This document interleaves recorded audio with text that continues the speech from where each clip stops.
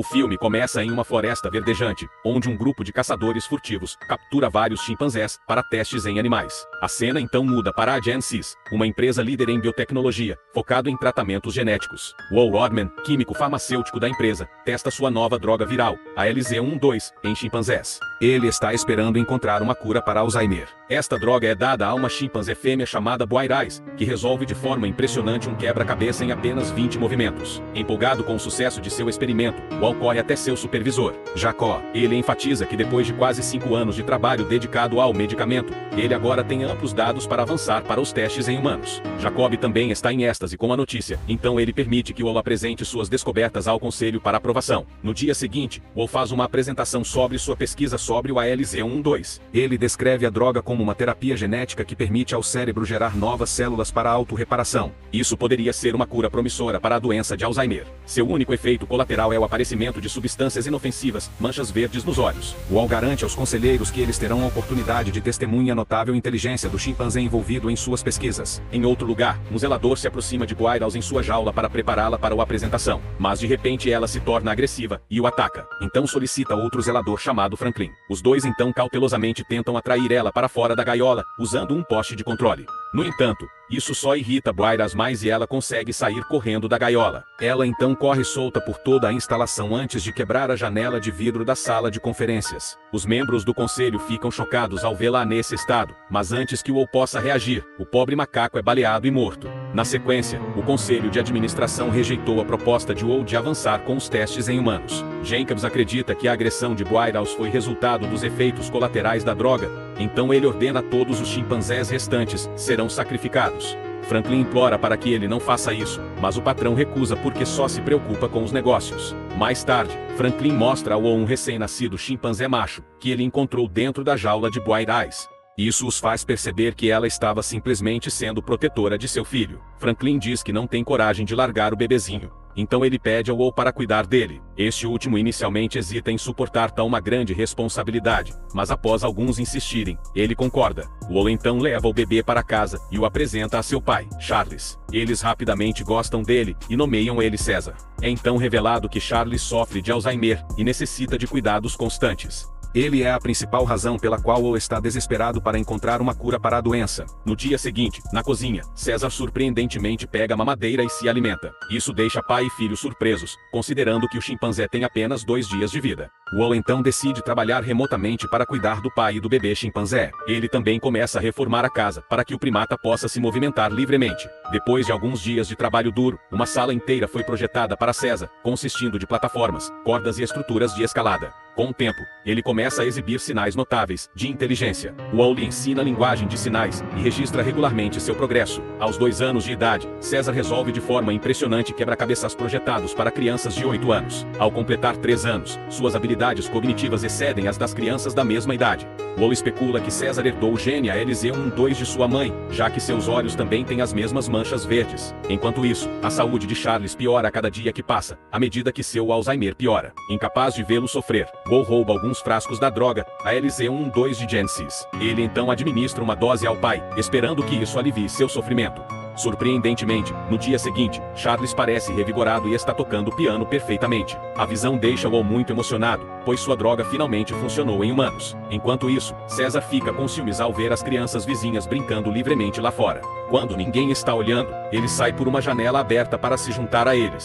Infelizmente, uma das garotas o vê e fica visivelmente assustada. Seu pai, irritado, sequer então chega com um taco de beisebol e começa a atacar César. O pobre primata só consegue gritar por socorro porque é muito jovem para se defender. Mas Walt chega na hora certa a tempo e o salva de qualquer dano grave. Ele então leva César ao zoológico, onde a veterinária, Caroline, cuida de seus ferimentos. Ela fica impressionada com a inteligência de César, enquanto ele se comunica através linguagem de sinais. Ele até sinaliza que Walt deveria levar Caroline para jantar, fazendo os dois rirem. No dia seguinte, Caroline visita a casa deles e fica impressionada com o ambiente que Walt criou. No entanto, ela o lembra que César acabará se tornando um animal grande e poderoso, com perigo potencial. Ela então sugere levá-lo a um espaço aberto para uma mudança de cenário. Walt gosta da ideia, então ele dirige pela a Ponte Golden e leva todos até a floresta de Weirwood. Como assim que chegam lá, César começa a subir nas árvores, algo que ele está fazendo pela primeira vez.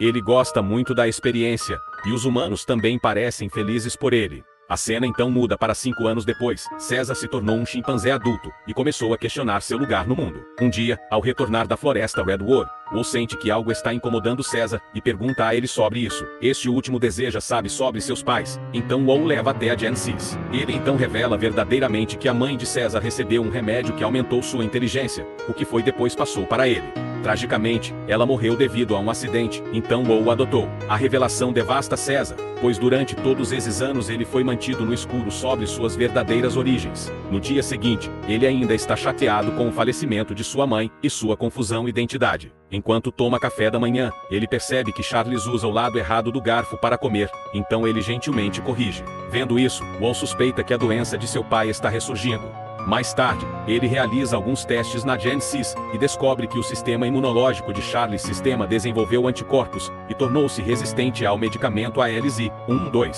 Isso deixa Wall em choque total ao perceber que seu pai não tem muito tempo sobrando. Enquanto isso, Charles sai de casa e entra no carro estacionado de um Seeker. Em seu estado desorientado, ele tenta dirigir, mas acidentalmente acaba colidindo com outro carros. Quando um Seeker fica sabendo disso, ele aparece com raiva e arranca Charles do veículo. César testemunha tudo de sua janela, o que o torna cada vez mais agressivo. Quando ele não aguenta mais aquela visão, ele sai correndo de casa e ataca um Seeker violentamente. O coitado tenta fugir, mas César o derruba e arranca um de seus dedos com uma mordida. Ele logo percebe o que fez, mas é tarde demais, pois vários vizinhos testemunharam o incidente. Na sequência, César é levado para um santuário de macacos, administrado por um homem de aparência sombria, homem chamado John Landon. Wall está um pouco preocupado porque seu filho nunca saiu de casa, mas John tem certeza de que César prosperará na companhia de outros chimpanzés. Com isso garantia, Wall relutantemente se despede de César, prometendo voltar em breve. Por outro lado, a saúde de Charles continua a piorar à medida que o seu sistema imunitário rejeita o ALZ-112. Desesperado por uma cura, Wall aborda Jacobs e compartilha detalhes do experimento envolvendo seu pai. Ele explica que a droga tem potencial para melhorar as habilidades cognitivas, mas os seus efeitos sobre a doença não são duradouros. Portanto, ele modificou a cepa do vírus para ser mais potente e eficaz. Jacó está impressionado pela pesquisa, então ele concede permissão para retomar os testes em animais nas instalações de volta ao santuário. César luta para se adaptar ao novo ambiente. O zelador, Dodge, também dificulta a vida dele, atormentando-o continuamente. Um dia, César se aproxima nervosamente dos outros macacos, quando é solto na área de recreação comum. No entanto, Rocket, o macaco alfa, arranca suas roupas para afirmar o domínio, e então ataca violentamente. Enquanto isso, a Genesis traz mais macacos do santuário para testar o novo e melhorado ALZ-113. Wall assume o comando do projeto, e escolhe um chimpanzé chamado Comba como seu primeiro assunto. Naquela noite, ele rouba o novo medicamento do laboratório e leva para casa, para tratar seu pai. No entanto, Charles recusa o tratamento e falece tragicamente durante o sono. No santuário, César faz amizade com uma orangotango chamada Maurice. Os dois rapidamente se unem sobre o fato de ambos conhecerem a linguagem de sinais. Mais tarde naquela noite, Dodge traz alguns amigos para o santuário e os leva para a seção da gaiola. Um dos amigos provoca César, mas este fica furioso e o agarra pela garganta. Ele então rouba habilmente seu canivete antes de soltá-lo. Mais tarde, César fabrica uma pequena arma usando paus e a faca roubada. Ele então destranca sua gaiola para entrar na área de jogo comum. Depois disto, ele liberta um enorme gorila chamado Buck de sua jaula, ganhando sua confiança. Para a próxima parte de seu plano, César atrai Rocket para a área de jogo comum e rapidamente o derruba. Quando o macaco arrogante vê Buck e César unidos, ele imediatamente se rende e se curva diante de César, reconhecendo-o como o novo alfa do santuário. Enquanto isso, Franklin começa a sentir sangramento nasal, após ser acidentalmente exposto ao ALZ-113 durante testando. Ele corre para avisar Wall em sua casa, mas não consegue alcançá-lo. Enquanto Franklin sai, ele encontra um Seeker e acidentalmente espirra nele, transmitindo o vírus. Em outro lugar, César anota o código de acesso da entrada e o usa para escapar. do santuário naquela noite. Ele vai direto para casa e encontra-o dormindo com Carolina. Mas em vez de acordá-los, ele abre a geladeira e pega alguns latas do medicamento ALC-113. Depois disso, César os traz de volta ao santuário e libera o gás, na esperança de aumentar a inteligência de todos os outros macacos. No dia seguinte, John percebe os macacos reunidos para uma discussão, mas eles rapidamente se dispersam vê-lo. Mais tarde naquela noite, todos os macacos voltam para suas jaulas, exceto César. Desviar aproxima-se dele na área comum e tenta forçá-lo a voltar para dentro, usando uma arma de choque. No entanto, César grita não e o deixa inconsciente antes de arrastá-lo para a seção da gaiola. Ele em seguida liberta os outros macacos de suas jaulas e os irrita. Ouvindo a comoção, outro zelador corre para intervir, mas os macacos o atacam violentamente. No entanto, César para seus companheiros e tranca o homem em uma jaula por misericórdia. Ele em vez disso, vai confrontar Dodge e usa uma mangueira de incêndio para borrifá-lo. Infelizmente, a água entra em contato com a arma de choque de Dodge, fazendo-o morrer eletrocutado. Depois disto, os macacos furiosos fogem do santuário e seguem em direção à cidade. Na manhã seguinte, Will dirige até o santuário, apenas para encontrá-lo em ruínas completas. Todos os macacos estão desaparecidos, e ele descobre recipientes vazios de ALC-113 nas seções da gaiola. Enquanto isso, os macacos desenfreados são divididos em dois grupos. O primeiro, liderado por Bock, vai ao zoológico para libertar os macacos enjaulados, enquanto Simpson lidera o outro, para invadir Genesis. Na cena seguinte, quando Jacobs chega a Genesis, ele fica chocado ao descobrir-se cercado por centenas de macacos. Eles também libertaram os outros chimpanzés, que foram trazidos como teste ALC-113 assuntos. Aterrorizado, Jacobs chama a polícia e rapidamente aborda uma polícia helicóptero para escapar. Depois de um tempo, os dois grupos de macacos se reúnem e formam um grande coletivo. Enquanto causam estragos por toda a cidade, o exército e os oficiais especiais são enviados por o governo. Will sabe que César está liderando o grupo em direção à floresta Redwood, então ele corre para confrontá-lo. Enquanto isso, a ponte Golden Gate, que liga a cidade na floresta, está fortemente barricada com policiais. Eles foram ordenados a eliminar os macacos malucos no local. No entanto, César mais uma vez mostra sua inteligência excepcional instruindo seus amigos a se dividirem. Um grupo sobe nos cabos de suspensão, enquanto o outro balança por baixo da estrutura para evitar o bloqueio.